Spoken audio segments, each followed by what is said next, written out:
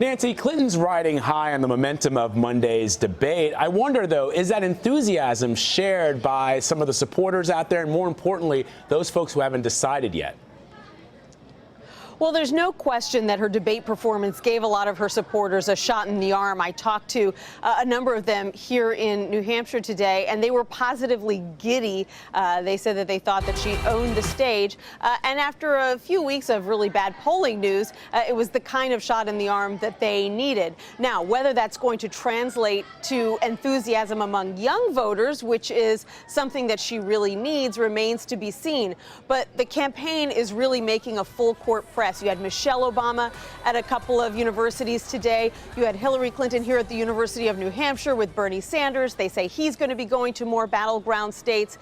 So they are really making this push because typically young voters are reliably Democratic voters, but they don't go to the polls unless they're fired up.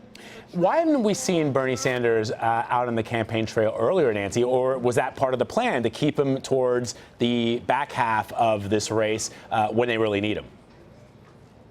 Yeah, he's only actually done 4 events for Hillary Clinton so far, including the one today and the one that he did with her when he first announced his support for her back in July, also here in New Hampshire. So he's kept a pretty light schedule as far as campaigning is concerned.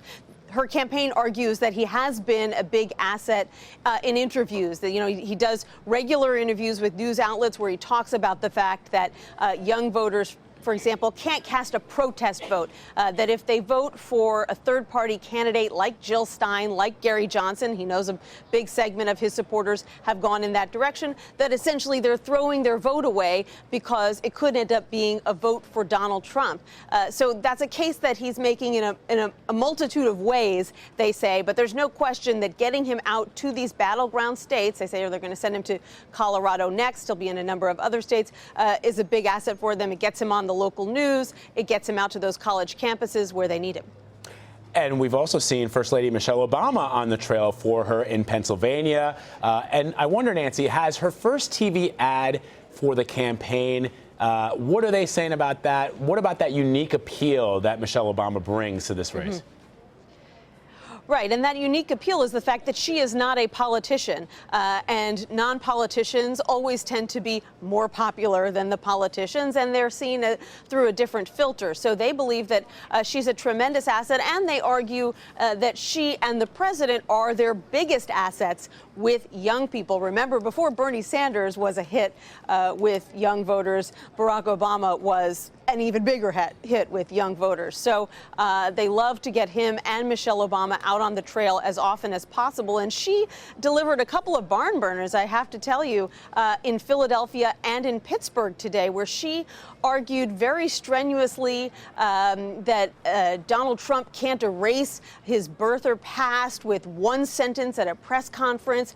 She talked about his temperament, saying that he simply doesn't have a presidential mettle. And she said, look, we're not trying to find the perfect presidential candidate here. That's never going to happen. You have a choice between Hillary Clinton and Donald Trump, and you have to make that choice. And that was a pretty blunt message to these college students who tend to be very idealistic. They're looking for someone who shares their big hopes and dreams. To them, Bernie Sanders was that person. And the case that Michelle Obama made today is, you don't have that choice anymore. You're choosing between Hillary Clinton and Donald Trump. And guess what? I think she's pretty great, and you should give her a second chance. And finally, Nancy, the New York Times has a report out saying that Trump is going to be preparing more rigorously for the next debate. He's already out on the campaign trail talking about some of the things perhaps his supporters would have wanted him to talk about. The deplorables comment, Benghazi, Bill Clinton's infidelities. He's hinted that he might use that. But also, she didn't get to deploy all of her the tricks that she might have up her sleeve. Trump University, the Trump Foundation, the deportation, the wall. So how do you see that shaping up? Well, I think it's going to be a different kind of debate that is going to impact both of their performances. This is going to be a town hall style debate. There will be an audience asking some of the questions, and that makes it a little bit more awkward to launch some of these very personal attacks.